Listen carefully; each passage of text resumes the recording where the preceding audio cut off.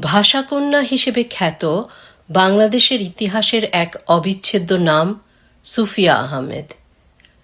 ভাষা আন্দোলনের সময় ঢাকা বিশ্ববিদ্যালয়ের দ্বিতীয় বর্ষের এই ছাত্রী ২১শে ফেব্রুয়ারি ১৪৪ ধারা ভঙ্গকারীদের মধ্যে অন্যতম। সেদিন তিনি পুলিশি নির্যাতনে আহত হন।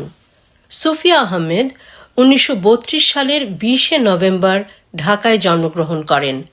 তাঁর পিতা ছিলেন উপমহাদেশের প্রখ্যাত আইনজ্ঞ ও সাবেক প্রধান বিচারপতি সৈয়দ মাহবুব মোর্শেদ।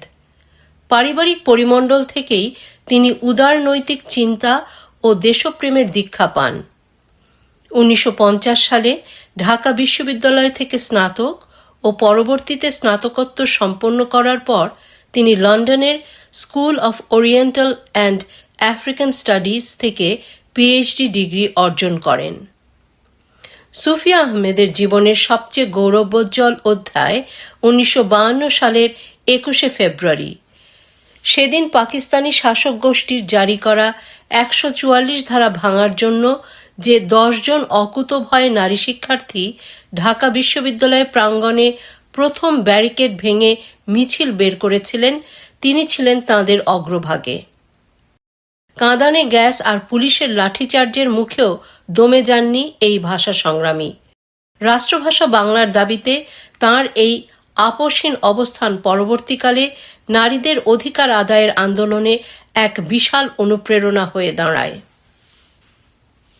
কর্মজীবনে সুফিয়া আহমেদ ঢাকা বিশ্ববিদ্যালয়ের ইসলামের ইতিহাস ও সংস্কৃতি বিভাগের অধ্যাপক হিসেবে কয়েক প্রজন্মকে আলোর পথ দেখিয়েছেন। বাংলাদেশে তিনিই প্রথম নারী যিনি তাঁর পাণ্ডিত্য ও গবেষণার স্বীকৃতি হিসেবে ১৯৯৫ সালে জাতীয় অধ্যাপক মনোনীত হন। ভাষা আন্দোলনে অসামান্য অবদানের জন্য তাঁকে ২১শে পদকে ভূষিত করা হয়। তিনি ছিলেন প্রখ্যাত আইনজ্ঞ ব্যারিস্টার সৈয়দ ইশতিয়াক আহমেদের সহধর্মিণী। তবে নিজের মেধা ও কর্মগুণে তিনি স্বমহিমায় ভাস্বর ছিলেন।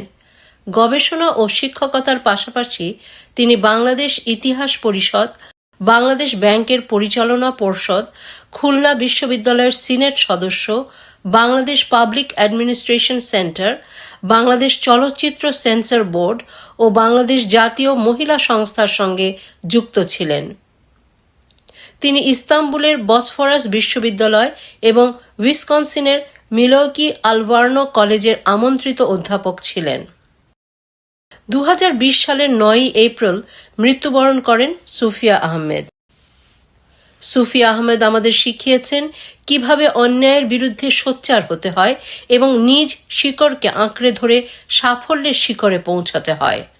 বাংলাদেশের মানচিত্র আর বাংলা ভাষা যতদিন থাকবে, এই অকুতোভয় ভাষা সৈনিক আমাদের হৃদয়ে অম্লান হয়ে থাকবেন।